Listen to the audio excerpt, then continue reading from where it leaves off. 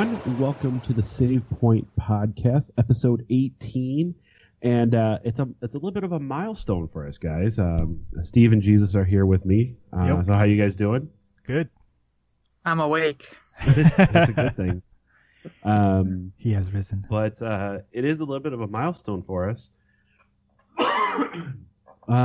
This is our season finale, finishing up season 1 of the Save Point.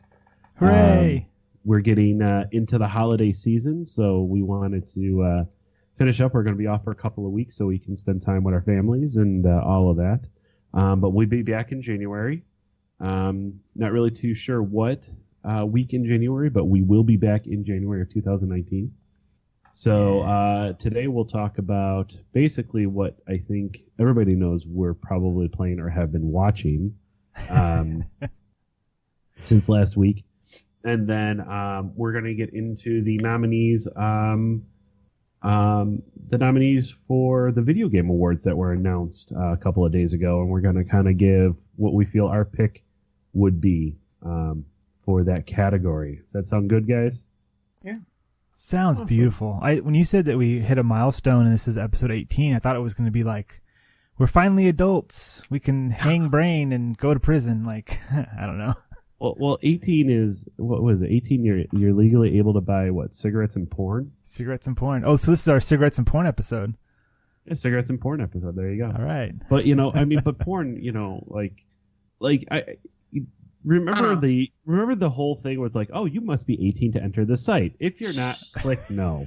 I want to know the one kid that went, the one little, guy, kid, or girl, whatever, if that's your thing, that looked at that and said, oh, I'm not 18. I guess I can't go in this site, and then turned it off.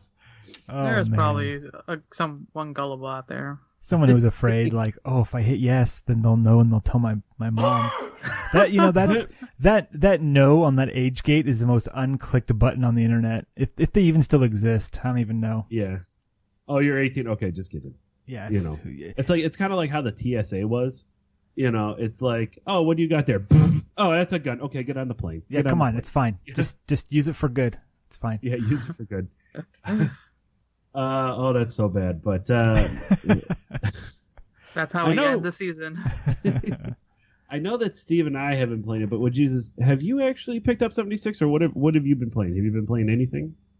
No, not lately. A lot of family stuff happening, so I really don't have too much time. But I've been kind of watching a lot of gameplay and a lot of informative stuff as far as 76 for sure, because it's cool. Like I know Steve we'll have a deep discussion, but for me, I'm not gonna pick it up until it kind of drops down in price a little bit. I don't. That's fair. I don't feel it's worth a $60 value. It's like I said in the last episode, it's a game I feel it'll be more enjoyable when you with your friends a little bit more. You'll goof around a little bit, and some of the little bit more grindy parts of the game will seem less tedious because you're there just having fun with your friends. But for now, I don't know that too many people with the time frame that works with mine that we can get a session in a good amount, because it's a game that you kind of want to spend some time in there. Yeah. You want to spend time in it and not just a quick 30-minute session. Like you're going to want to be in there for a while. And that's one thing I can appreciate is the world that Fallout comes out with. It's wonderful to look and watch, but it's a little bit better when you're with friends. Yeah, okay. Yeah, I agree with that. And I think that's a smart move. I think there is some of the loudest complainers I've seen online are people who this game is not for them. It's definitely its own beast. It is something new, which is rare, and it's not for everybody. There are some issues with the game, but there is so much potential. And a lot of things that people, even the fans, are getting wrong. Like, we came in with preconceived notions of what a Fallout game should be. And this is not a traditional Fallout game. This is new, and this isn't an MMO. This isn't a Rust clone. This isn't anything. This is new. This is a new type of game. And so a lot of these people like now, cause I keep my ear to the ground on the message boards, during the day when I can't be playing, and people are slowly starting to realize, oh, this is how we're supposed to be playing it. And as these things are being realized, the tide's kind of turning of like, oh, I get it. That's how I have fun with this game. And with that comes a few things, people who are like, oh, I didn't realize I could do that, or, oh, that's what that's for. And then other people saying the same thing and going, oh, that's what that's for. Oh, that's what that is. Okay, this game isn't for me. And that's fine. That's okay. Not every game needs to be for everybody. But I was about to get on my high horse. Dan, how are you doing, man? What have you been playing? I've been playing 76. Actually, I do have to say one thing. And I don't know if I said this in the last episode. I am one trophy away from Platinum Spider-Man. Whoa! I love when there's 3 games I'm close to it, and it bugs me. But I one day I want to achieve that platinum trophy. What's the one thing you still have to do? Do you know? I have to do all of the crimes in each district. Okay. Oh, okay. So I'm close to it. I mean, it's one of those ones where it's. I wish I would have paid attention to more of like the normal crimes and not the just running through the story type sort of thing. Because now it's just like, okay, I'm going to swing around because it's kind of like random events that pop up that you got to do in certain areas. So you got to like stay in this like district limit and just swing around there until something pops up. So they're not hard. It's just I just understand like I don't know. I think it's one of those trophies that could have been eliminated, but whatever. It's either a huge pain in the ass like it is for you, or it's something somebody did by accident because they were just playing the game differently than you and correct. It's just one of those things. I thought you were gonna say it was like, oh man, I gotta like go from one end of the map to the other in 30 seconds, and I can't. I've done it 50,000 times and I can't do it. I thought it was gonna be one of those. I did see if I could. I did make it from all the way to the southern tip all the way to the northern tip without touching the ground. That was pretty cool. That was nice. Fun. I was able to do that. That's not a trophy. I just did that on my own. Is that no touch November? Like you didn't touch Manhattan? Right. No touch November. I heard it a different way, but okay. Yeah. Which is a dirty thing to even suggest for men, but so dirty. Whatever. No, I right before, and I didn't think I was going to get this, but I picked up the new Tetris game too, Tetris Effect. Mm-hmm. Ooh, that was a game I was like really like thinking about, like it is like I played it without the VR, and then I put the VR in, and that game was made for VR. It's Tetris. I'm not going to get into the inner workings of Tetris because everybody knows that. Like, look at this intricate piece. It can slide into that piece. Yeah. Yeah. And then people think that we're on a porn, podcast. Oh, look at this piece. This piece is slowly sliding into it this slides piece. Right in. Wait for the long one. Wait for the long one. Wait for the long one. Yeah. We're 18 now. God. No. So what's VR about it? Like, do you fly through the blocks? Like, how is it VR? I don't understand. It's all the stuff that you're like that's around you as you're playing it. Like the second that you put it on, it's a complete visual. The second that you're on it or that you put it on, it's like the board is floating in front of you. So like if you move your head, you're moving your board with your head. Okay. So it's pretty cool. And then like there's one level where it's like you're like a hover machine, like a hot air balloon. Okay. And it's like if you look down, you actually feel like you're in the clouds. Like you actually feel that you're in the clouds. So that's cool. It's pretty cool. No, yeah. I actually watched. They were doing a presentation about it, and I watched an actual Tetris master, play the game himself. Like those people can like play the game like insanely, where you just like slide blocks, like snap, snap, snap, and like, oh damn, how do they do that? I watched him play the new Tetris, and one, because of the visual effects that this game does when you do all these those lines, when you like clear the line, like he was doing like a whole like 4 lines, 6 lines, and did the great, like apparently you can do like 16 lines all at once somehow. Wow. Mm-hmm. It's like amazing. And the effects that are crazy. But when he did it without the VR, and then the second he did it with the VR, he was even faster Yeah. Wow. than before. Because Yeah. the way the VR works also is it kind of eliminates your surroundings, and you're only paying attention to the board. Okay. And Yes. Very much so. So that's the cool thing. And it's it's Tetris, but I kind of like that idea when you have these visuals kind of representing your gameplay. Yeah, So. and it was interesting. So like my wife came down and she was sitting down behind me on the couches behind me because I have a chair that I sit in front of the TV with when I play, and she knows I love Tetris. Like I could start Tetris on level 9 or level 10 and I can just keep going like that fast dropping. Oh, cool. I wouldn't say I'm a Tetris master, but I'm more. It would be one of those very rare games that I would say I'm a very good expert at. Okay. Like I'm very good at Tetris. Okay, Sure. I don't think there's a lot of people that aren't, but no, I'm very good at Tetris, and so I like to put it on marathon and just go. And I was probably 45 minutes to an hour, and I take the thing off. I'm like, oh, when did you get down here? She's like, an hour ago.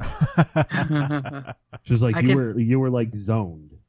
That's So- crazy. That's- Oh yeah, no, it is. It's so engrossing. It's so good. The music is wonderful. Like there's one level where every time it's like you're in a jazz setting, and every time that you drop a block, it makes a jazz sound. So by the time you're dropping things or whatever, it's like there's like a jazz song going on. It's Oh, pretty that's cool. cool. That's really awesome.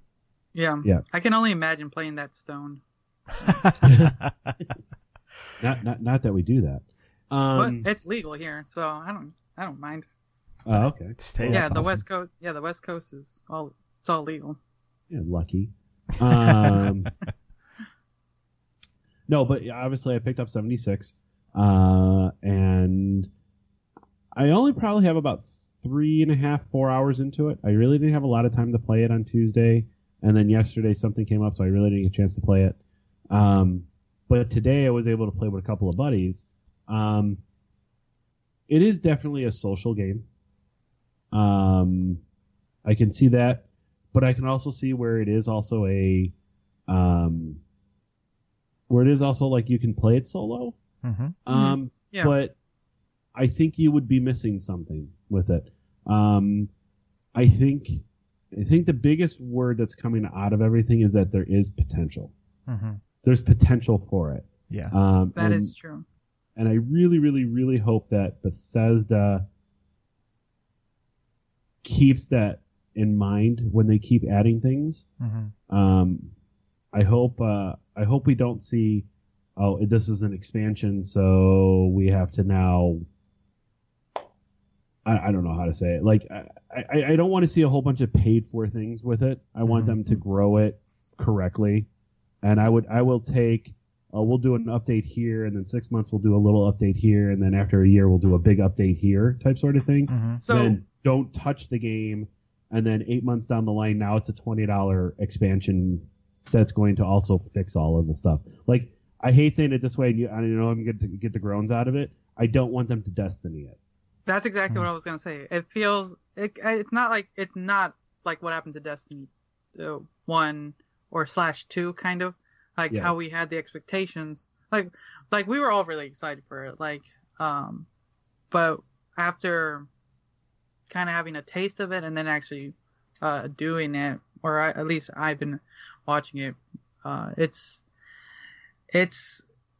like Steve said, it's its own beast, and it looks like it's gonna take time to fix a lot of the bugs, and there are a lot. Mm-hmm.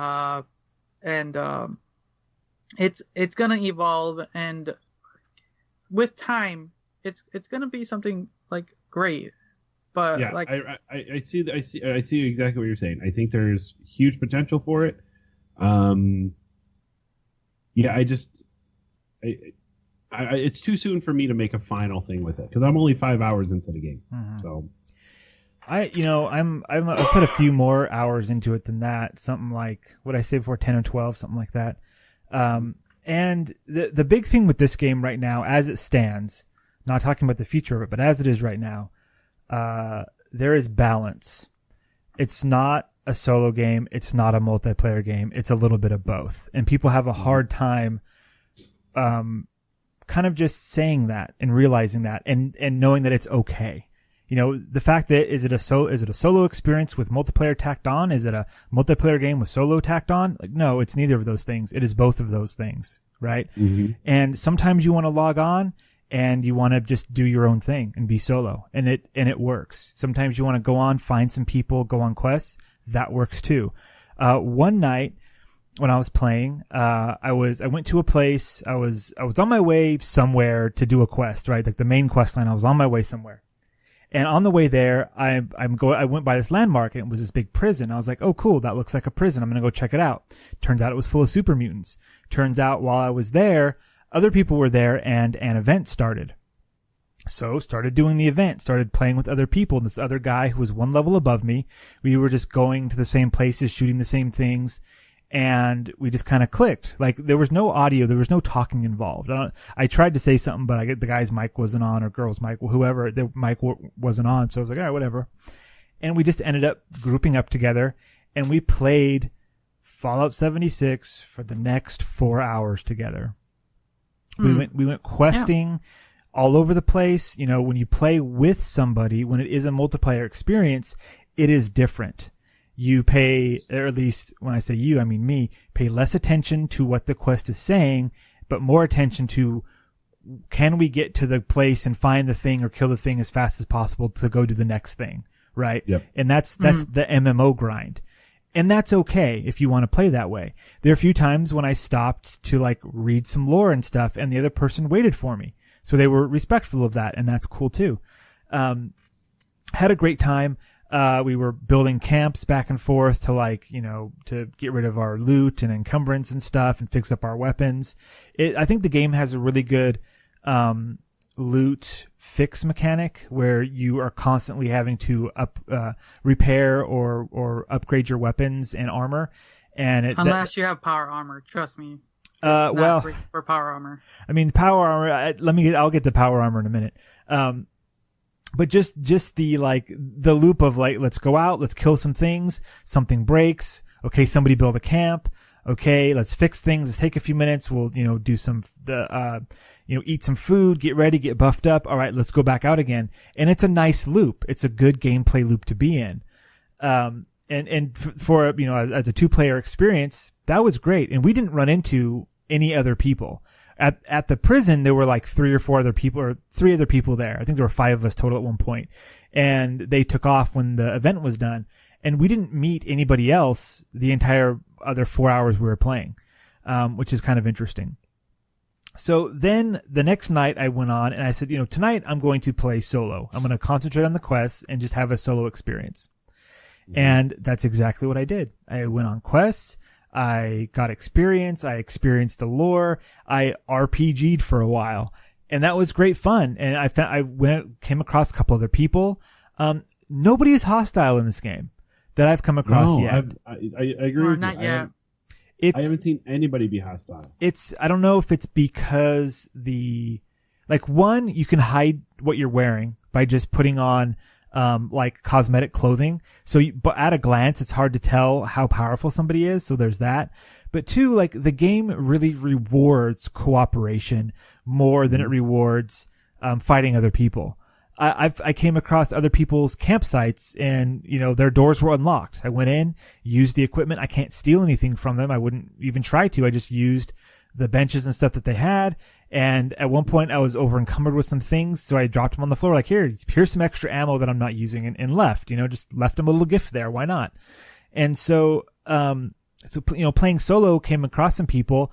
When you see somebody in the distance or when you get close, you both look at each other for a second And then both of us, like specifically this one time, we're fighting super mutants, and then they were a couple levels below me. We stopped, we looked at each other, and almost at the same time we did the hand wave emoji at each other. And so our characters waved hands, and we both turned and left, just like, hey, how's it going? See you later, like, you know. And that's wonderful. That's great. I'm sure like that person was saying, I'm friendly. And I'm sure if I went up to him and started talking to, hey, can we do quests together? Like that would have been a cool thing to do too if I wanted to, but I didn't. And that wasn't bad either. It's not like you're slighting somebody when you don't join them or anything, because everyone's on their own little quest. At the end of that night, I decided to sit down and build a nice campsite. And so I did that. I found a nice little spot, right on a road between an airport and the dry riverbed. Or there's a broken down dam, and it's an airport, and it's north between your starting zone and what is it, the chemical spill place at the north. It's like right on the border there. You're like northeast of Vault 76. Yeah, northeast. Yeah, I don't even know the name of the airport, but I'm like right next to it. And so I built this house, and I put the stuff in it that I wanted. And I was like, you know what? I'm going to stop playing soon. I'm just going to do some decoration. Like I remember I liked, you know, settlement building and Fallout 4. Let's do a little bit of that. And I had enough stuff, like the whole, stash limit of 400 pounds of stuff. It's there for a reason. Cause they've taught us to be pack rats for so many years, and that's not what this game is. And so I need to be a pack rat. I need all my stuff. Yeah, but why? Like I get that mentality, and that's what I do in Bethesda games is I collect everything because it's fun and there's a place to put them and I might need it later. Turns out you never use it later, right? Like, I've got this powerful thing. I can only use it once. Well, I'm going to put it away until I really need it, and then you never use it ever. And I have 806 forks. Exactly. Yeah, I might need some steel later. So here's my fork supply. Yeah. So like, you know, I understand if they put things in the game to collect, then there should be like a display case or something. Like there are these teddy bears everywhere, like these stylized teddy bears that it's really easy to scrap them on accident. Like those are there to be collected. And so there should be something for that. Just like in Fallout 4, you had the bobbleheads. You collect it. It gives your character a bonus, and then you can build a little stand and put all the bobbleheads on them as like, here's my collection. They need to lean into that more, I think. And that's like DLC type stuff. Like, you know, here's the collector's update. Here's a bunch of collector's cases that, you know, are missing or that we decided to wait for DLC. Now collect your stuff and put it in there and decorate your camp. I totally get that. And if that was like on a checklist of things for the game, they went, you know what? They circled it. We'll deal with this one later. Like that's fine. But I built this thing, and, you know, from the few blueprints that I have, because there's a lot of stuff that's locked behind finding blueprints. But what I built this nice little space, put a little campfire out front, you know, kept the door unlocked, put some chairs around it, and it was just like, yeah, I'm ready for some visitors. But nobody came. So that was sad, and I had to log off. But like, next time I log in, I'm going to be right there at that place, and I'm going to start a little farm on the side. There's a little hillside next to me, so I can get some adhesive, because that stuff is fucking elusive. And just start questing, and hopefully someone can come across my little base and it'll help somebody else. You know what's great also, what I've been seeing, because I've seen multiple people play this game, so I've seen multiple different versions of builds and stuff. Mm-hmm. I like that is one true thing that came out of this, and it wasn't a bogged down system of what Fallout, their special mechanic is.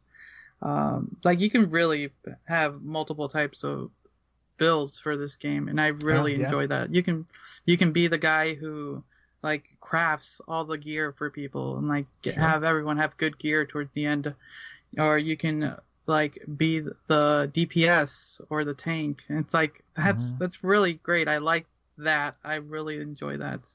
Mm-hmm. That's one great thing about this. I like as I was watching, I was like, what I wanted to do, what I plan to do once the game kind of, like I said, I'm gonna wait a little bit once the game kind of patches itself up a little bit, and like I'll wait. But what I want to do is kind of like a sniper build, just like do as much damage from long range. Like that's, I don't want to try. That's gonna be one of my builds. And in one playthrough I was watching, I actually got to see the Mysterious Stranger. So Oh, I got to cool. see how that worked. Nice. Yeah, it's not as great as I thought. So. Well, this is the cool part about this game is you can be the mysterious stranger.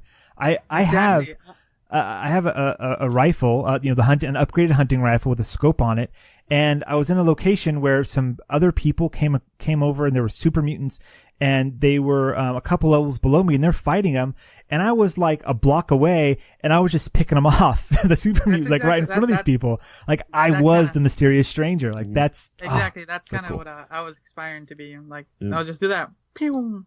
Yeah. So, like I said, it's gonna be fun. It'll be a fun game. I'm just hoping they'll just work on the little things. One thing for sure, I hope they do fix is the XP mechanic a little bit when you're playing with friends. There's one guy I've been watching. He's already like almost he's about level 55 now. Okay. And he was trying to help some of his buddies that just got the game, and they were level 1. Okay. And that does not work whatsoever. It does not. Right now when playing that game, if you're there is some flexibility, but when there's a decent gap between your level and your friends, there's almost no XP given to one or the other, depending on what group you joined.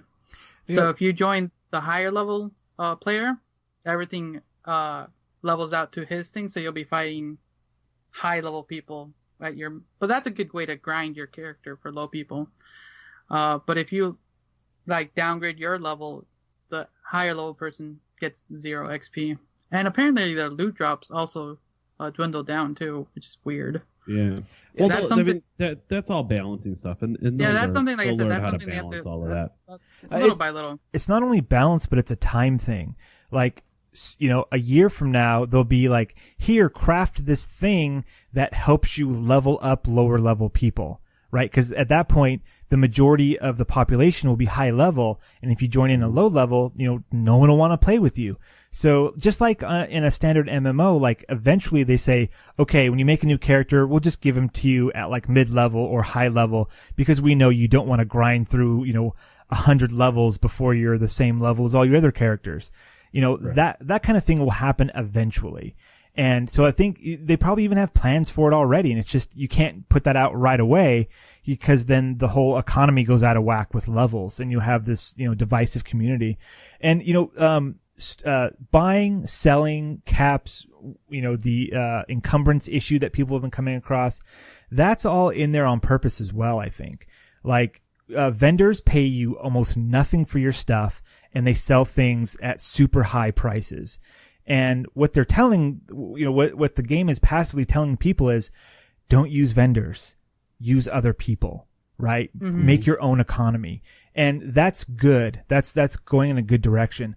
Something that's missing, and I think it is one of the first things they're going to, add into the game, via DLC or the next update or whatever, are going to be, camp vendors. Like, you need a way, like, I want to set up a place where I can sell the stuff that I salvaged or I bought or I upgraded or whatever. Like, do I want to open a sniper rifle shop? I should, not that I should be able to do that, but that would be a really cool option, right? Like, build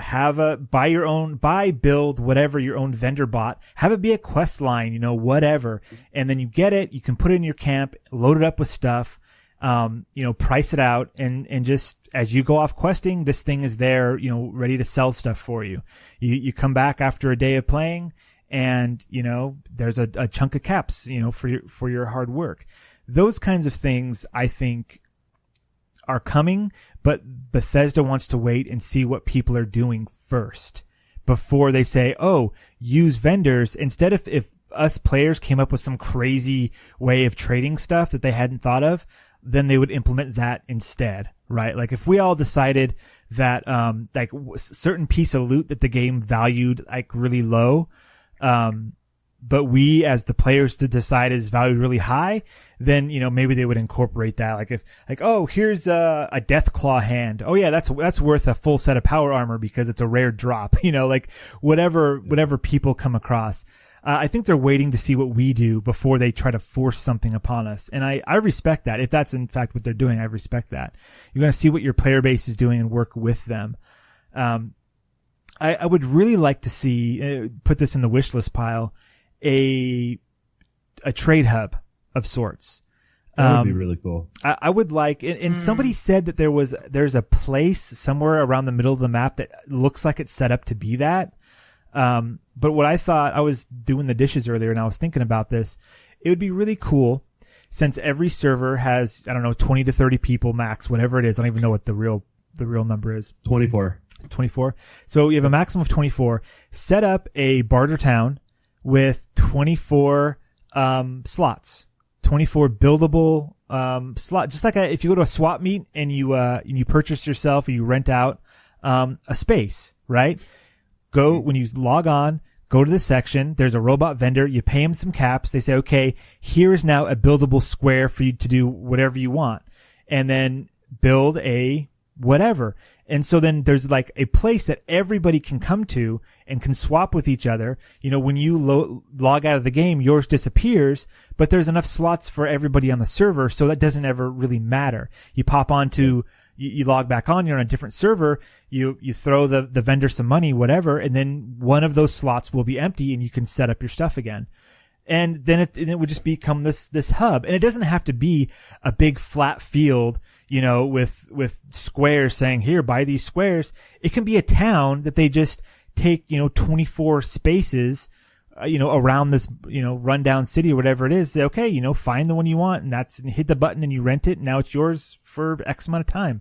And, and that seems like the kind of thing that is camping plus, right?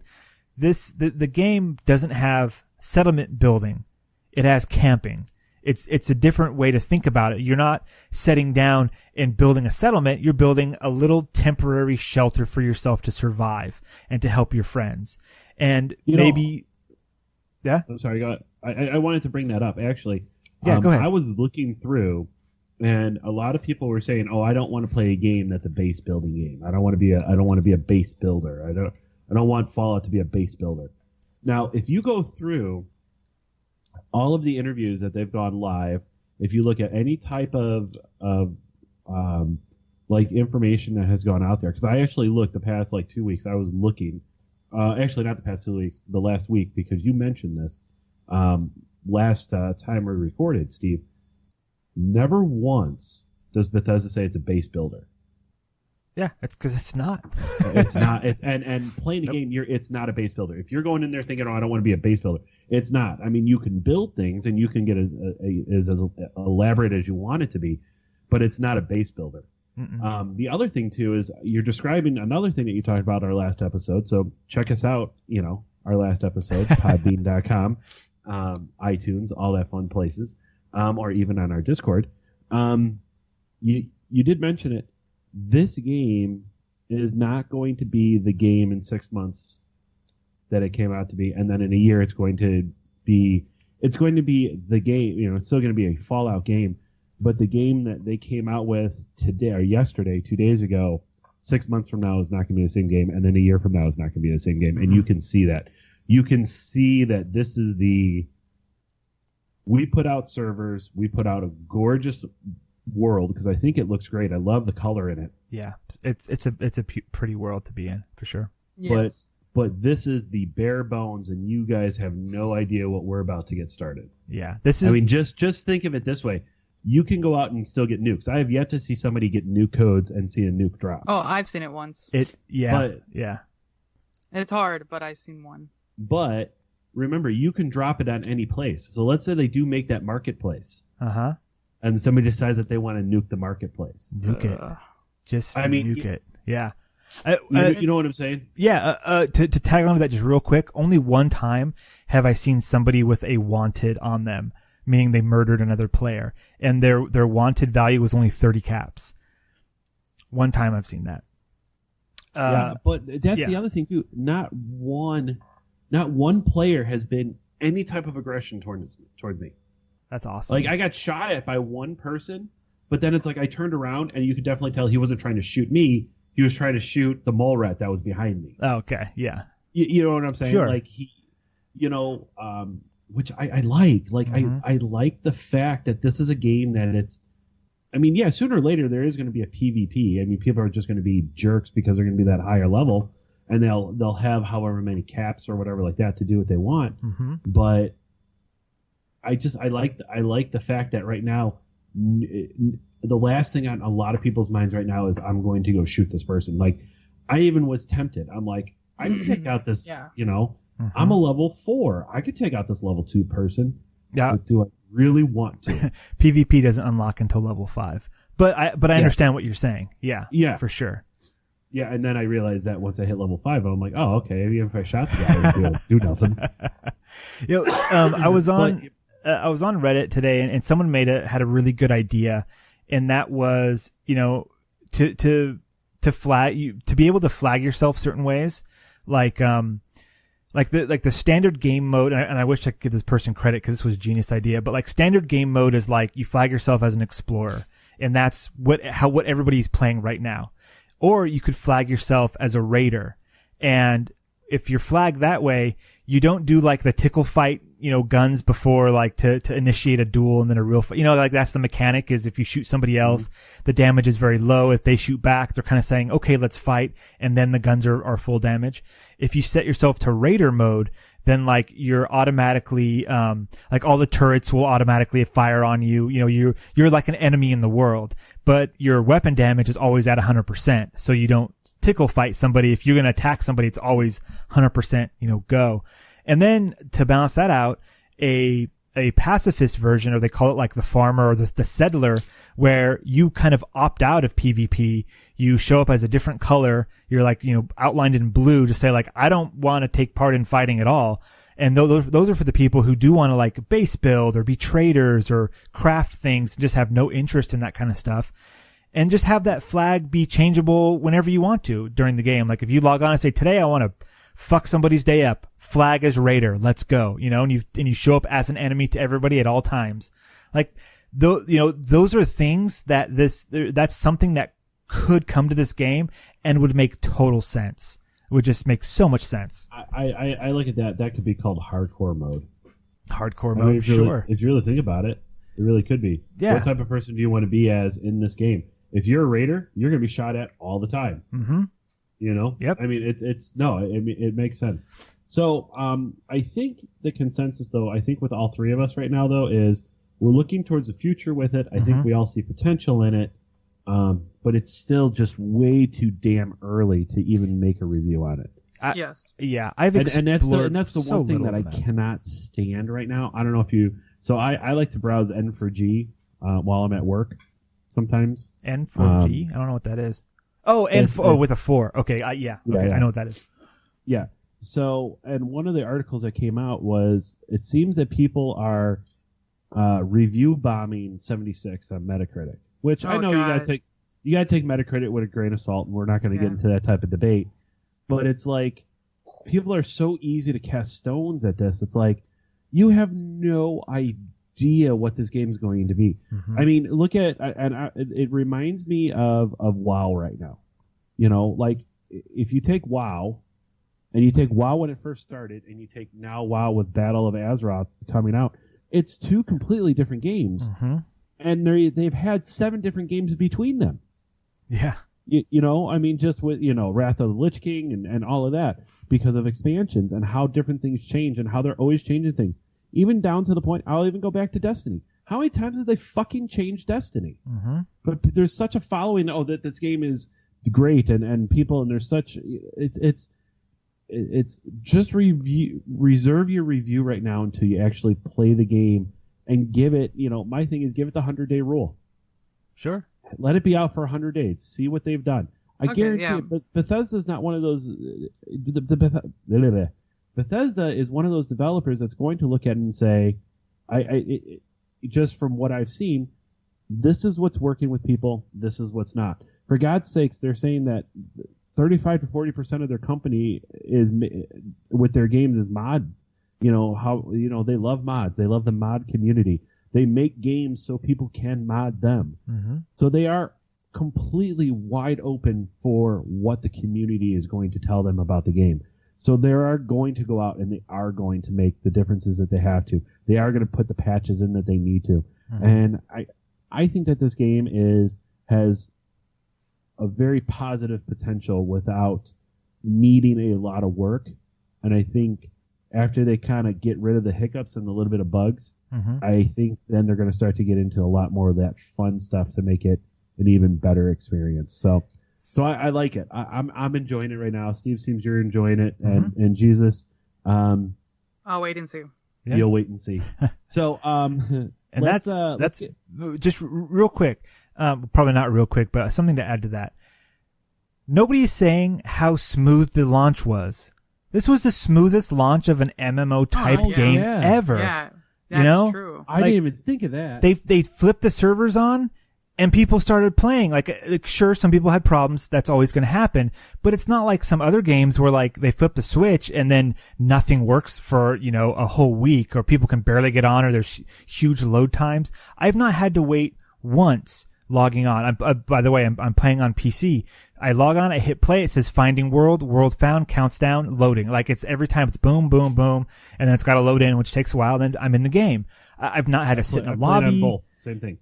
I played on Xbox and PlayStation, and both times I loaded up, boom, loading screen, couple, minute and a half, boom, I'm in the world. Yeah, so there's things like that Bethesda has done like so right. Like, they get an A+ on the test because but it's things that people won't notice because it just works. No, I mean, you're right. I mean, that's a huge thing. I mean, just on games that don't even have a multiplayer element, just a leaderboard thing or whatever, they didn't, shit gets fucked up and doesn't work for a month. Yeah. I think that's one good thing to say about their beta that came out. I think that really helped them out, mostly when this is, well, it's not officially it was not officially their first online game, so that's one good thing. But it did help when dealing with this.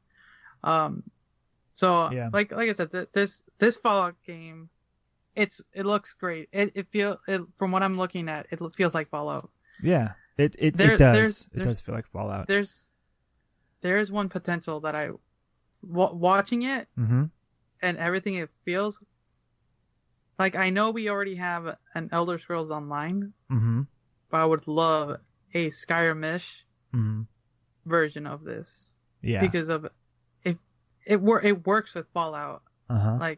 There's a way to transfer it. I want that potential in the future. Yeah, that would be and there's like the potential, and lore wise makes sense. So there's so many things to talk about. I'm getting all tripped up. Go for it. So first of all, there are factions. Yeah, there are factions in the game. They didn't talk about those. There are so many things in this game that they haven't talked about or said like, hey, here's a thing to do in Fallout 76.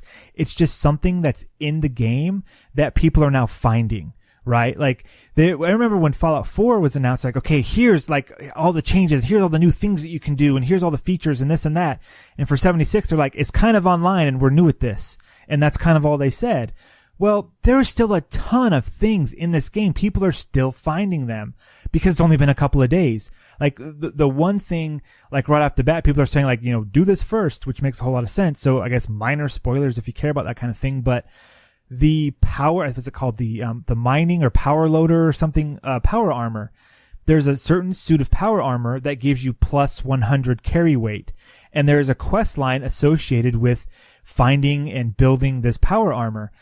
That was something that was not announced. There was not put in trailers. Not like, hey, there's going to be quest lines to build armor. They didn't advertise any of that stuff, but it's in the game and people have found one so far. This game is huge. It's a huge game. There are other people that have been saying like, go to this place. I'm not going to say anymore. It's awesome. Or just finish the XYZ quest line.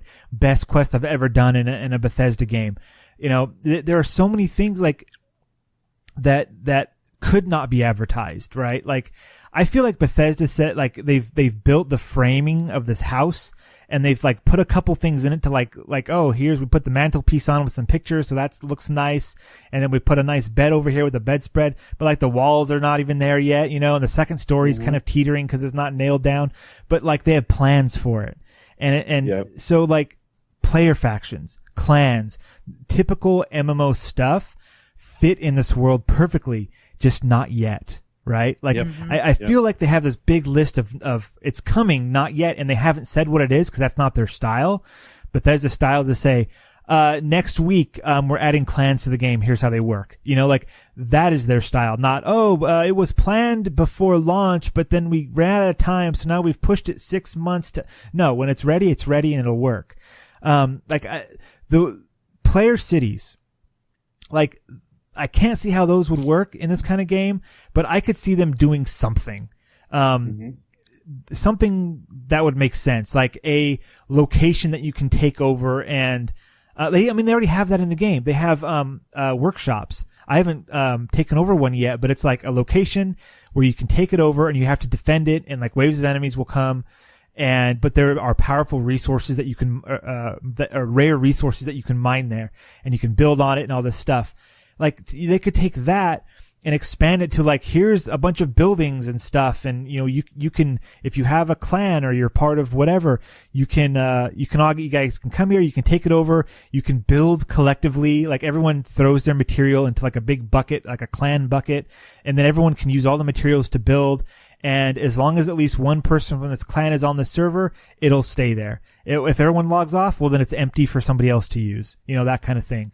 And so then you'll get like groups of players that are like, all right, we got to keep this thing going 24/7. We can't lose. We got the Thunderdome. We took over the Thunderdome. That's where your guilds and clans come in. Guilds and clans. Like, the game is built for that kind of stuff. And then you have your neutral zone, your trading, places, raids, right? Like, people are theorizing that the other vaults that have been discovered in the game, like there are locations of other vaults that people can't get into yet, that those are actually like raids to do. But they haven't announced anything yet. It's just, here's a place, something's maybe's coming. We don't know yet. So there's so much potential. But for that potential to be realized, you need a solid foundation. And I think they have truly made a solid foundation. It's not what everybody expected. It's not what everybody wanted, but that doesn't negate the fact that it is solid and it's something to build on and something to work on. So looking into the future, I'm very excited. I'm going to throw one comparison to it. Yeah. And then we'll get into our other topic. I forgot about the other topic. I'm sorry. Yeah. It's all good. No, it's all good. The passion. So there's a game that Bethesda came out with, and technically this game just keeps building its quests. Like, the quests just keep going and going and going and going and going. And there was no online component to it at all. Okay. What was that game? Like Daggerfall? No. What was it? But it is an Elder Scrolls game. Oh, really? Arena? I don't remember. I didn't play those older games. Skyrim. Think of Skyrim. Does Skyrim really ever end? Okay, I see what you're saying. Yeah, like can you get to the point where you have done every single quest in Skyrim? Yeah. Yes. Unless you have no life. Yeah, like there's so much in there. I see what you're saying. There's so much to do, but you're right. It's just so much, and there's no online component to it. Yep. Now take that you have a game with online components, and they've already done it with one game. They can do it with another, and this is where, this game is not going to ever run out of content. No. I don't think it's. I mean, it could. To some people, it might get stale. You know, we're always doing the same thing and over and over and over or whatever. But, pardon me. But I think once again, though, is that it's going to say, okay, we need a new batch of quests, so we're going to make a new batch of quests and we're going to put them into the game. But we're not going to tell anybody. Yeah, they're just. We don't need to. Yeah, people will because it's just going to seamlessly go in. And that's going to, I think, the thing I'm going to really, really like about playing this game is that there's going to be so much content that we're not even going to realize that they're putting in it. because they're just going to because it's online servers. Yeah. One day they can add things whenever. One day you will see a post on Reddit that's like, "Hey, did they just add a new blah blah blah at this location?" And people go, "I don't know." And then you're it's gonna like have 20,000 people going to it. Yeah, and then suddenly it's this new place, this new thing to do. Correct. Yeah, Correct. I'm just super excited for the potential and where it's at now. There's still so much to explore, so much to experience. I'm only level 15. I can finally equip 2 pieces of power armor that I found to one of my frames. I'm very excited about that. I haven't tried that yet. So yeah, it's good. More to come. Like, season 2, we can talk about Fallout 76 again and like all the changes that have been made. It's a couple months away. Like there will be something by then, right? Absolutely. By January. Where are we sitting at with our characters? What have we found? Because I guarantee you, your experience, because we're not playing together because you're on PC and I'm on the console. I guarantee our experiences are going to be completely different. Yep. For sure. So let's get into our final topic for season 1 of 2018 and season 1 of the Save Point. I think this is probably the best way to end our season. And that would be what is it?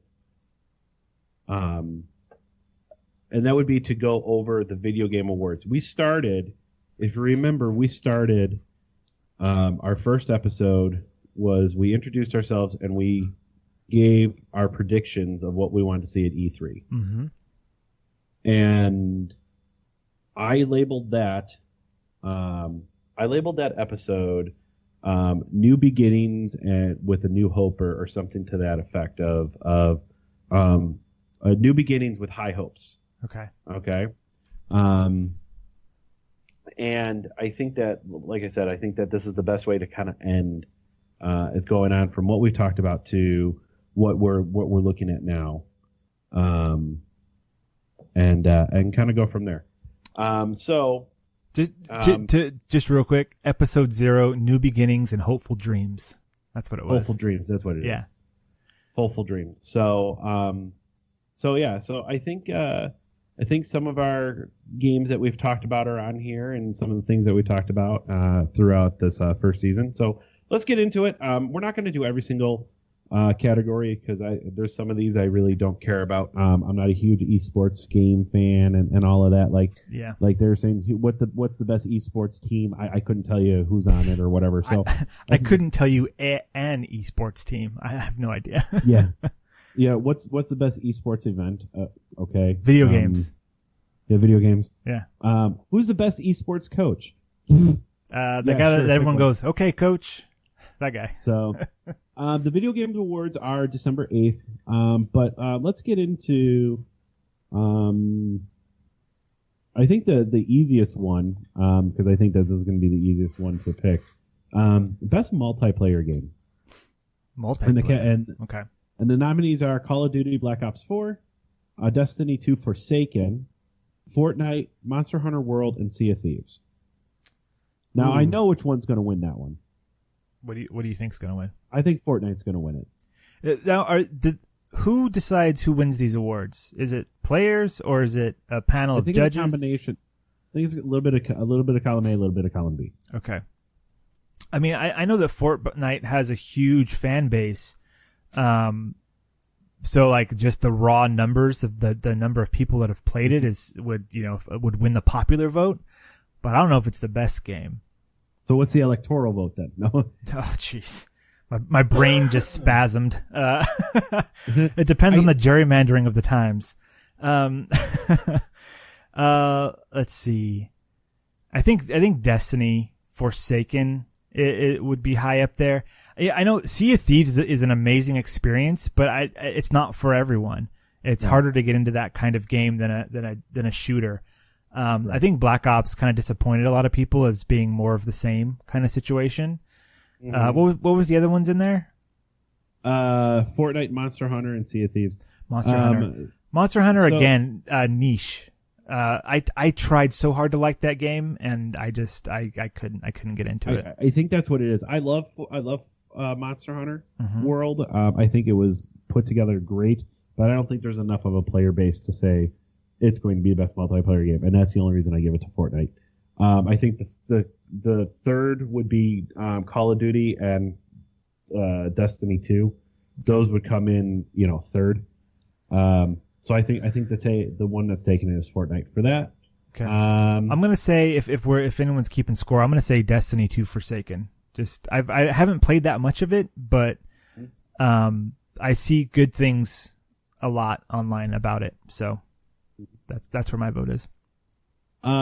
Best family game, and the only reason I'm going into this is because I think the top one's going to win it. Mario Tennis Aces, Nintendo Labo, Overcooked 2, Starlink Battle for Alice.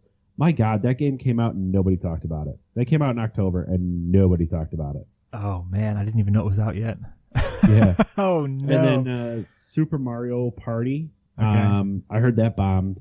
Overcooked 2 is a fun game to me, and Nintendo Labo, I think it's a niche, like you said with the other one. Yeah. So I think Mario Tennis Aces is going to take it. I could see that. I could see Labo if it had a wider, easier release, but it's kind of niche, kind of need those people that like to do that kind of thing.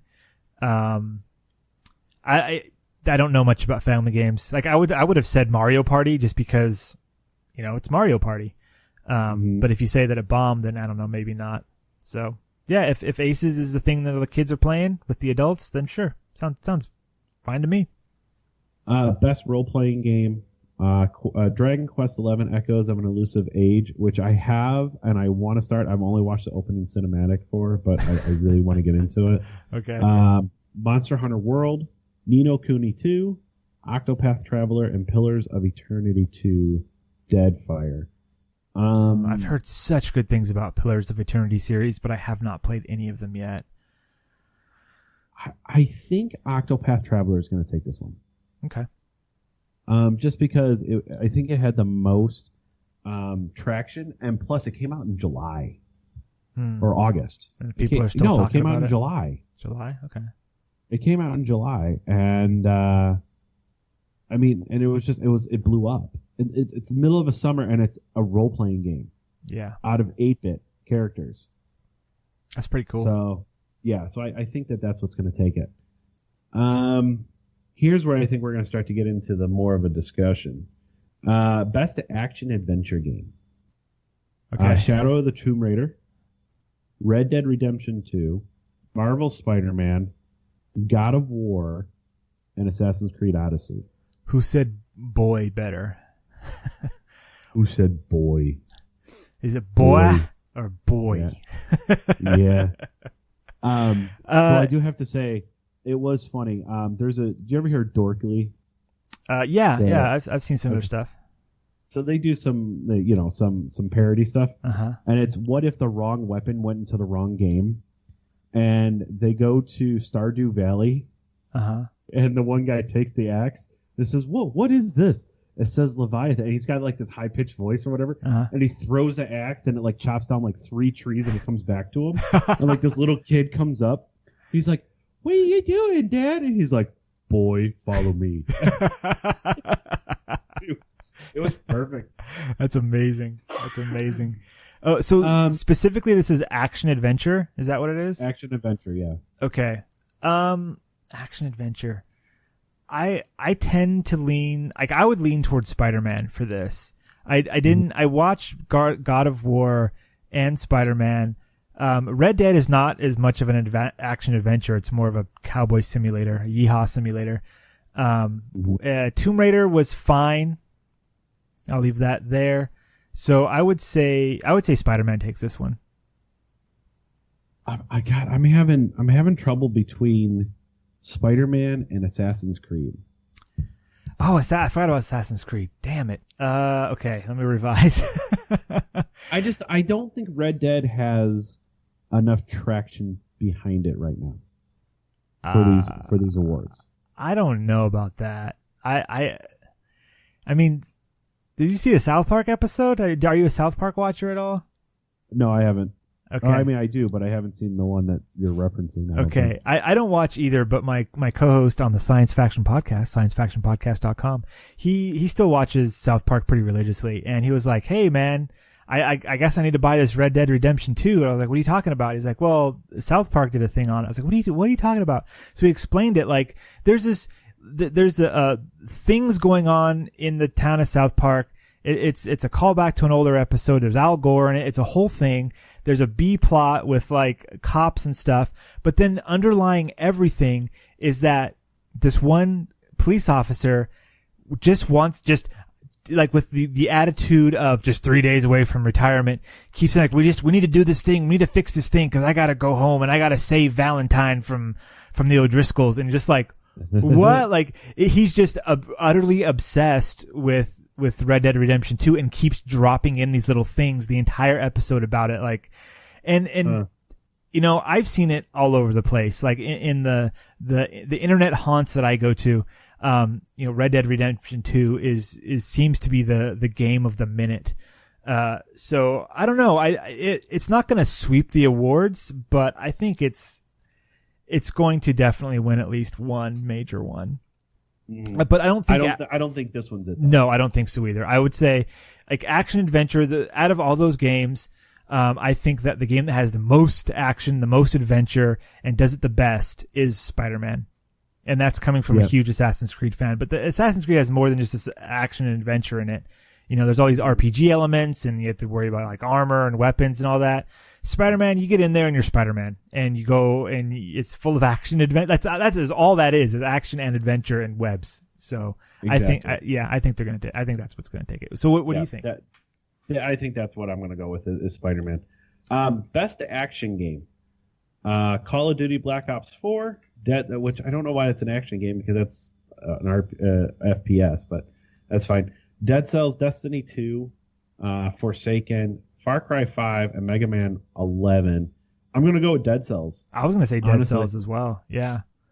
I mean, because in my estimation, Far Cry 5 was good, but after about half the game, you had it figured out. Right. Mega Man 11, no, that's more of a platformer to me. And then Destiny 2 and Call of Duty Black Ops 4, those are FPSs, so I don't consider those action games. So I'm going Dead Cells. Yeah, agree. Let's see. Best independent game: Celeste, Dead Cells, Into the Breach, Return of the Obra Dinn, and The Messenger. Yeah. Huh? Obra Dinn. Yeah. Yep. I'm going Dead Cells again.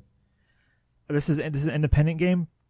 Yeah. I read like some of those I have not heard of. The Return of the Obra Dinn sounded extremely interesting to me. Which people that don't know, I can quickly summarize it. A ship returns from sea and everyone on it's dead, and you play as a character who goes on board and analyzes the deaths and tries to figure out what happened. By like your special ability is that you can, when you come across a corpse, you can see like it's the last 10 seconds before it died, like in a vision or something. And so you're just kind of trying to piece together what happened. That seems very interesting to me, as an indie game. The other ones, besides Dead Cells, I don't know anything about. So I feel like I'm woefully unprepared to even give anything for this one. Best performance. This one's going to be a little bit interesting. So Yuri Lowenthal, and I really apologize if I get these names wrong. So Yuri Lowenthal as Peter Parker in Marvel Spider-Man. Okay. Roger Clark as Arthur Morgan in Red Dead. Melissa Anthi Mahout as Cassandra. I know I destroyed that name, so I apologize. Christopher Judd as Kratos. And then Brian Descartes as Connor in Detroit Become Human. That's a good list. They all deserve something. Like that's a hefty list. I gotta go with Roger Clark. Like to me, Arthur Morgan is a real person. Like it is so well done. And I don't know if that's partly to the voice actor, partly to the writing, so it's kind of hard to say. Very close second, Cassandra, the Greek name lady that you can't pronounce. Yeah. 'Cause she, again, seems to me like a real person. The actions, the mannerisms. And when you talk about a voice actor, like, a lot of these people are motion captured as well. So when you're seeing a performance, you're really seeing that person, with another person pasted over their faces, in a very low tech way. It would be between those two for me. If it was any other year that Red Dead Redemption 2 didn't come out, it's going to Christopher Judge for me. Okay. Judge for me, with Kratos. I don't know if you've played the new God of War or whatever, but I have not. I felt the emotion. Mm-hmm. And then when there's one part of the game, which I will not give a spoiler out, but everybody knows what I'm talking about that played it. Okay. There's one part of the game where your heart drops because you know that you wanted to see it happen, but you understood why you didn't want to see it happen. And when you saw it happen, you're like, oh no, we're going back to this. Okay. We're going to this. Right. And and just the emotion that you felt from the rage, the performance that Christopher Judge gave in that part, just when he sees somebody from his past, it gives me chills thinking about it now. Wow. And yeah. Okay. That's powerful. But like I said, though, if it was any other year where Red Dead Redemption 2 didn't come out, because you're right, Arthur Morgan, you feel like you're him. Yeah. Yeah. Everything about that character feels real. Never once has he said or done anything that seemed out of character. It's all so consistent and so well done that, yeah, for me, definitely that one. But, like I said, very close. Cassandra, very close for me. And that, with that being said, I have not played God of War. I just watched somebody play for the first, couple hours of the game, which isn't enough to really say anything. So now best audio direction or design. Now this is not score. So this is not. Okay. This is not the crickets and gunshots and people going, ugh. Yeah, I think kind of something like that. Yeah. Sound effects? I think that's a good way. Okay. I wouldn't necessarily say sound effects. I would say, just the feeling of the surrounding that you're in. So it could be sound effects, but it could also be like when you enter this area, do you feel you're in that area? Oh, like the ambiance and stuff. Yeah. Okay. I go with audio. Sure. Yeah. Call of Duty Black Ops 4, which I don't understand why they're nominated for so many. Forza Horizon 4, God of War, Marvel Spider-Man, and Red Dead Redemption 2. This one I'm going God of War. Okay. To me, I mean, yeah, okay, I can feel that I'm in the Wild West, and yeah, I can feel I'm in New York, and okay, I'm driving a car, and okay, now I'm in war. But when I was in God of War, it was like I am in a different place. I am in a different world. Awesome. Oh, it's amazing. I really wanted to play that game. So I've played the Forza one, and I can see why it was nominated. Driving games, if you're not a car enthusiast, is just car noises. But if you are a car enthusiast, it's a bit more. And so you could see the level of effort they put into different cars to make them sound certain ways when you drive them certain ways. I could see that's a worthy nomination. But damn, if Red Dead Redemption 2 doesn't just take the cake for me. It feels like a world. It feels like a living world in the same way that I'm sure God of War does for you. I wish I had that experience, but for me, because of my limited experience in some of these games, I've got to go Red Dead again. I mean, that's, okay. I mean, for me, that's compared against all the other games that I've ever played ever, right? Like it's so good. It is just so good. I wish I could crank the volume up like full blast every time I play it. Usually it's extremely low because children are asleep. But if I ever get to play it at home alone, I'm going to endanger my eardrums for wanting to experience this thing. Best musical score, Celeste, God of War, Marvel Spider-Man, Ni no Kuni 2, Octopath Traveler, and once again, Red Dead Redemption. I'm thinking you're thinking Red Dead. You know, the score to me, like the musical stuff, has been fine. It's been serviceable. That's not the thing that makes or breaks that game. So like, out of all those games, that's the only one I've experienced, I think. Yep. Besides watching a whole bunch of Spider-Man, but even then, I don't remember the music from that. So, there's been one part in Red Dead 2, after Chapter 5. So people who have played that far will understand where a piece of music is played. But that was one time at a powerful moment, kind of like in the first, Red Dead Redemption when you're going to Mexico. How there's like a certain song plays while John Marston is traveling, and it's a very powerful moment. They kind of tried to recreate that in Red Dead 2. I don't think that it was done as well, but you know, it was a powerful piece of music. But that's just one thing. So I have no opinion on this one. I haven't played enough of those games.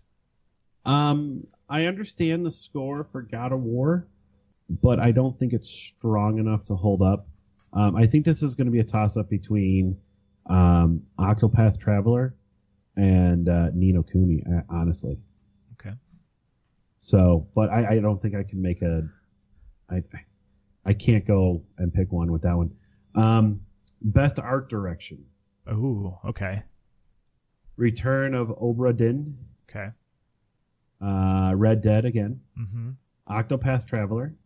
God of War, and Assassin's Creed Odyssey. I'm going to say God of War. I'm going God of War also with this. That is such a... Once again, you're transformed into this world of Norse mythology that is just amazing.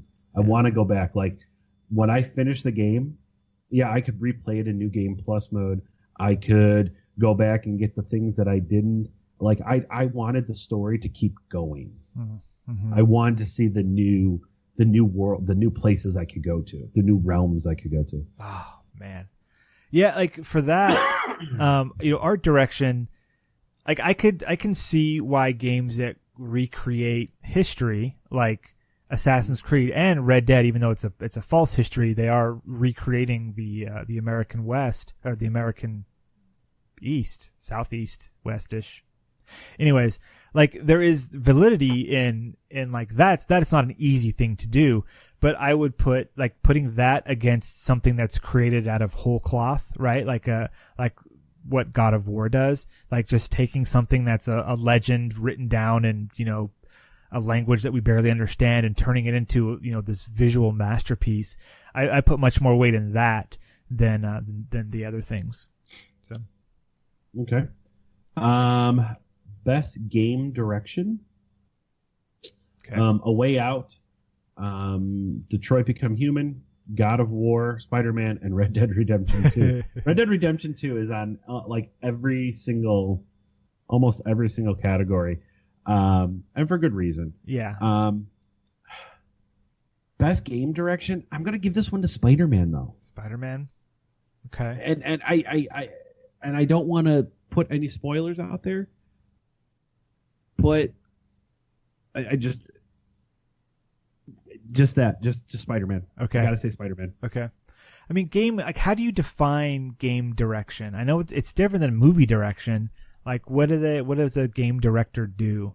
Is it direction, I think, is not necessarily is the story engrossing, but can you see where the story is going? And then, do you leave it on a cliffhanger because you want to leave it on a cliffhanger, or can you end the story and the story is done? Well, that's more writing though. Like game direction is, like we're talking about like. Let me back up. Game, like I'm thinking of like a person, like the game director. Like, do they get the award? Like that's the kind of direction that I'm thinking of. Well, it's saying it goes to the studio. The studio. I think the other thing that we have to add into there is, does the story match what you're doing in the game? Well, wait, you keep talking about story. Is there a one later for best writing? Because that's when you want to talk about story. No? Okay. All right. So you say Spider-Man because of secret things that happen. Well, I'm sorry. Can you go over the other games again? Because I was trying to. No, that's figure fine. out. A Way Out, Okay. Detroit Become Human, God of War, Spider-Man, and then Red Dead. Okay. So far for me, I watched a little bit of Detroit. I've watched a bunch of Spider-Man, a little bit of God of War, played a bunch of Red Dead. The other one I have no idea about. So far, like, both Spider-Man and God of War, it got to a point where I was kind of done and could kind of see what the story was doing. At least for Spider-Man, I kind of could see what the story was doing. God of War, I didn't watch enough of it. But I mean, because the only one I've experienced the most of is Red Dead Redemption 2, and because the story is so strong in that game, like all of the elements in that game are so strong, like I'll go Red Dead on that one, begrudgingly. Best ongoing game, I guess this is games that will never die. Okay. Destiny 2. That has a time limit on it. It's called Destiny 3. Yeah. Fortnite, No Man's Sky, Overwatch, and Tom Clancy's Rainbow Six Siege. This one, I think it's a toss-up between Fortnite and Overwatch. Oh man, I was gonna say No Man's Sky. Yeah, right. I mean, No Man's Sky, like, after its latest updates, I played some more of it, and I was like, I could get into this. It's just that it exists in an era where there are so many other things happening that it's getting drowned out a lot. Like, I'm trying to think, like, which one of these games would I happily pick up in 10 years and be able to have a new experience with?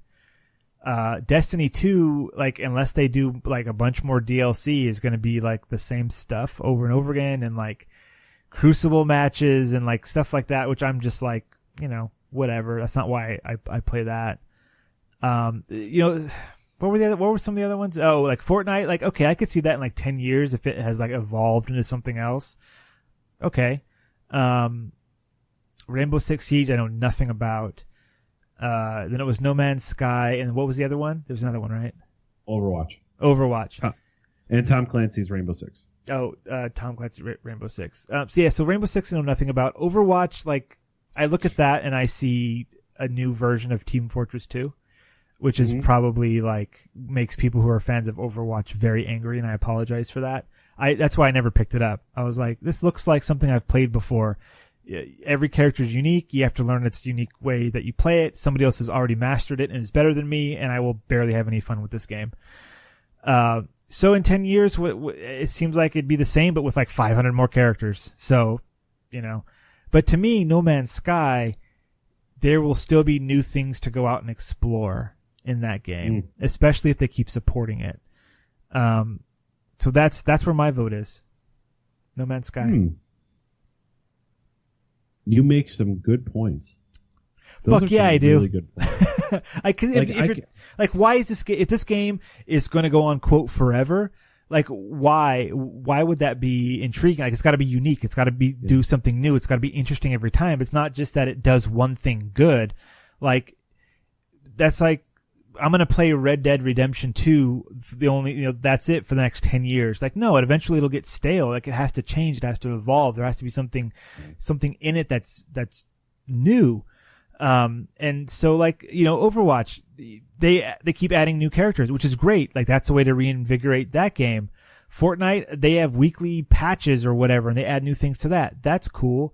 But No Man's Sky has galaxies, like, there's so much, like, even though its scope is huge, it's also kind of limited.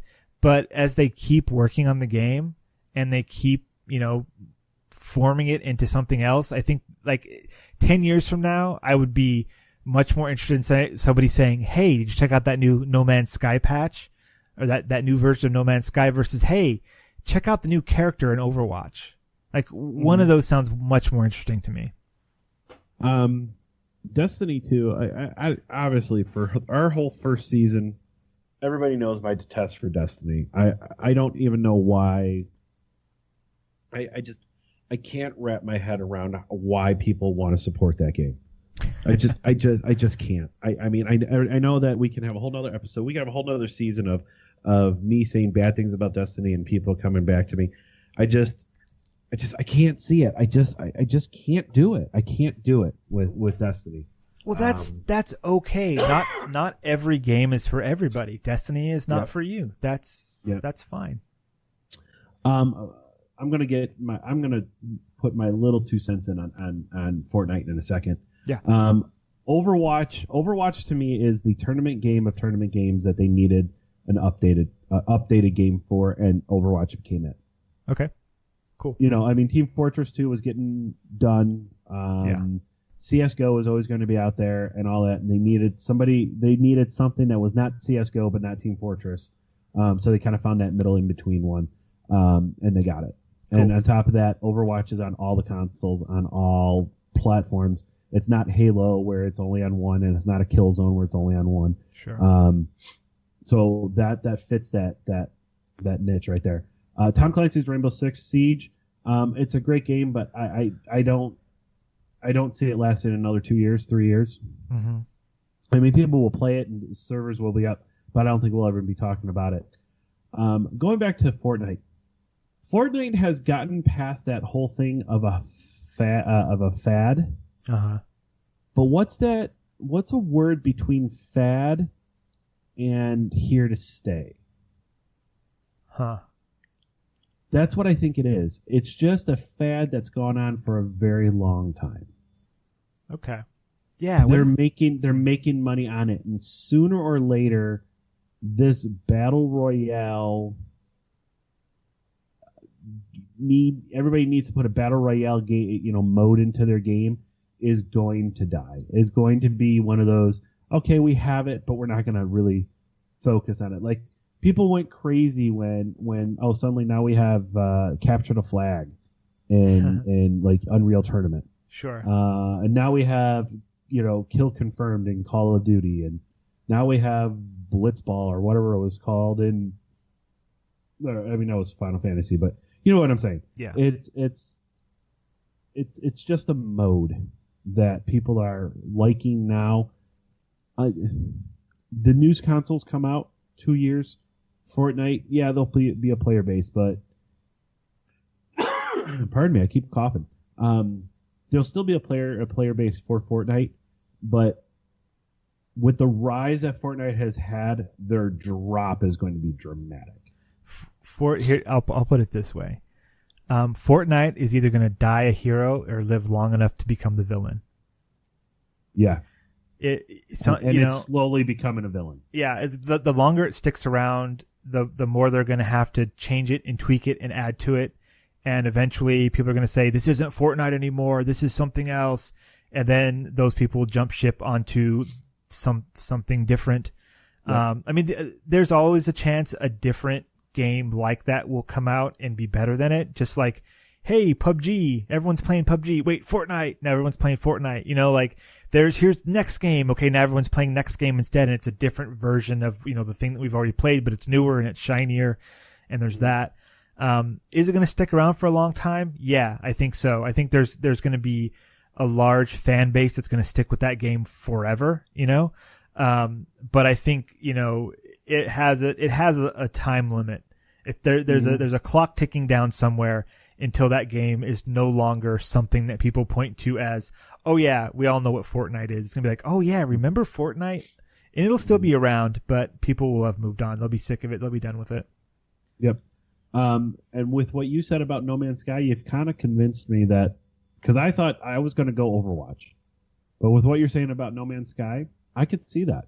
Mm-hmm. I could see that game in 10 years, server's still up, and hey, did you check out this thing? And we're going to go check out this galaxy now. And yeah. Oh, did you hear they added civilizations to the game? There's whole city worlds now, like, oh shit, there is? Let's go check that out.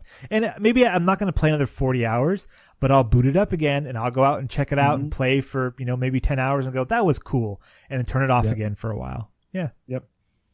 And now our final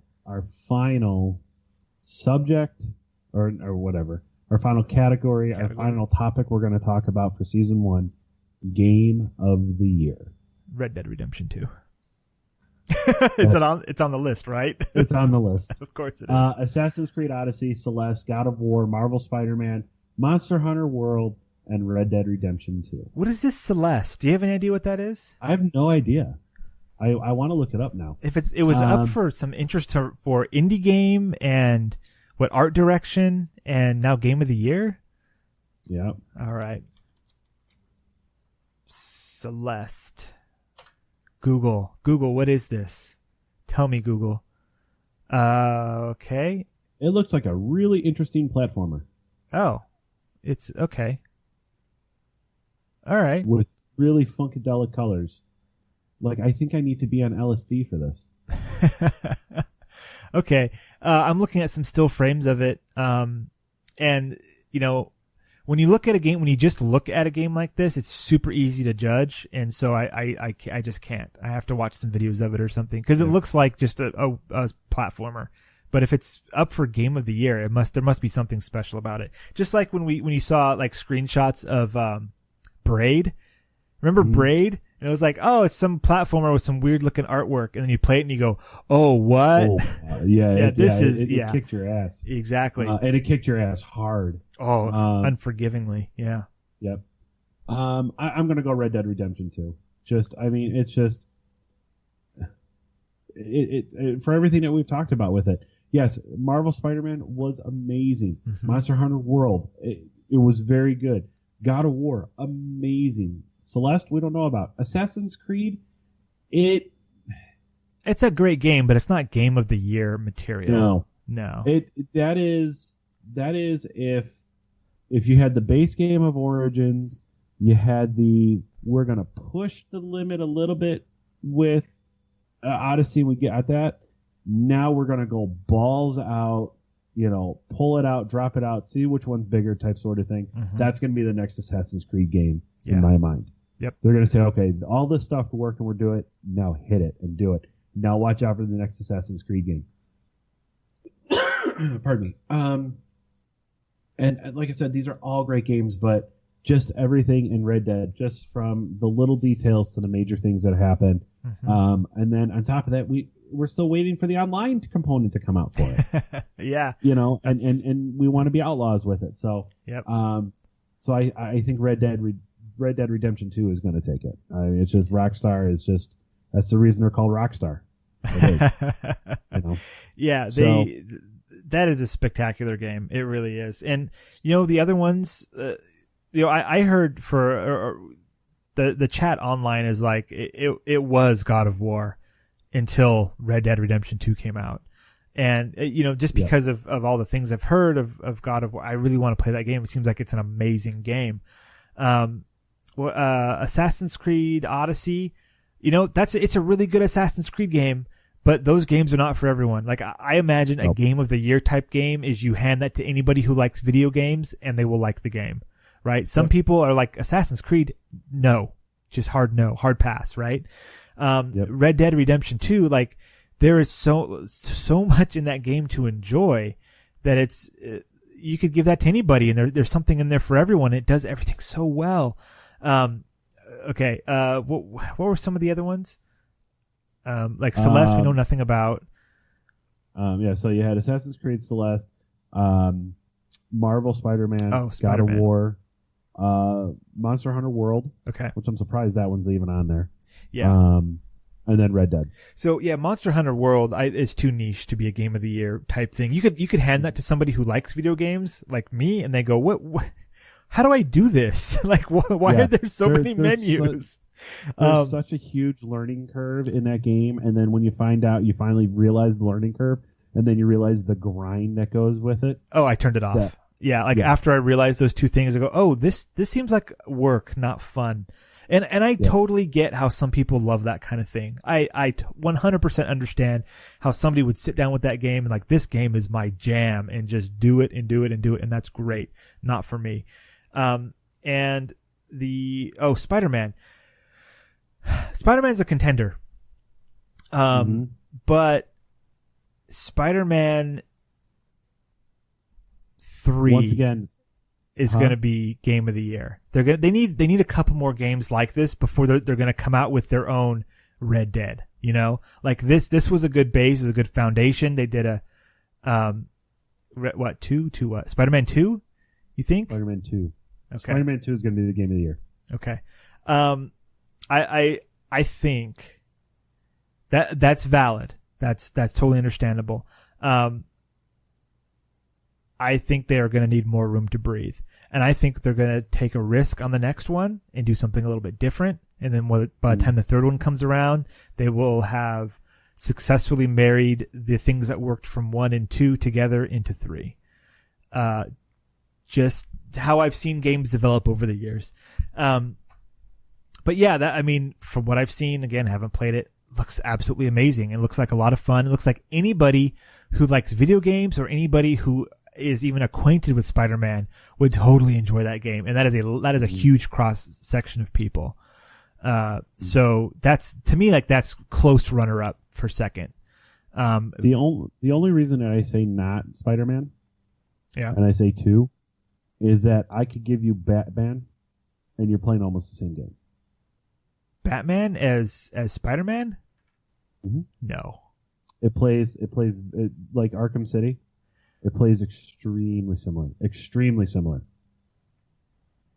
I mean, extremely similar. I get what you're referring to and what you're getting at, but I have to disagree. I played a lot of those Batman games, and I mean the difference there is planned action versus forward action. Like Spider-Man, you jump into the middle of the fight and you have fun. With Batman, you crawl around the edges, you figure out how you're going to take down everybody, and then you do it, and when you fail, then you kick everyone's ass anyway. It's I get what you're saying. Yeah, like it, but I also understand what you're saying. Yeah. Okay. But yeah, I mean, did Batman win anything at these Game of the Year things? No. There's nothing at all. Not that I recall. Okay, I don't remember. I don't remember. Yeah. Okay. So I would say Red Dead. So we're going with Red Dead for that last one. For sure. So, but I want to take before we close out for the season. I do want to say one thing. Jesus had to jump off. That's why you haven't heard him. He was here at the beginning of this episode, but he had to jump off. But I know that he'll get this. But Steve, I want to say it to you also. Back in April, when I had this idea to go and do this, like I said, I went out on Reddit and I said, hey, nobody knows who I am. I could be this and that and the other thing, but I really wanted to try to do this podcast. Not only have I found, between you and Jesus, found people that I feel is very passionate about video games, has seen the vision that I want to do with this. I feel I can call you guys my friends. And I'm very lucky. I'm very lucky that I have dedicated and people, a person like you, a person like Jesus, and then from there it's just being able to game and chat with each other and to get to know each other and all of that. So I feel just very much that I can call you my friend, and I thank you for the first season, and I'm looking forward to the second season. I wish nothing but happiness and health and great times during the holiday season for you and your family. For everybody that listens to us, happy holidays, whatever you celebrate. If you celebrate something, if you don't celebrate something, just be safe, enjoy life, enjoy gaming, enjoy the end of this year. And as I always tell myself at the beginning of every new year is let's make this next year better than better than the previous year. So I thank you, Steve, and I look forward to next year. I look forward to season 2. Thank you, and I look forward to it as well. I will be here by your side, debating games, talking about games, getting excited about games, being disappointed about games, and I can't wait for this crazy journey to continue. Absolutely. So everyone, thank you again for listening, and have a good night, and we'll see you guys in January. See you next year.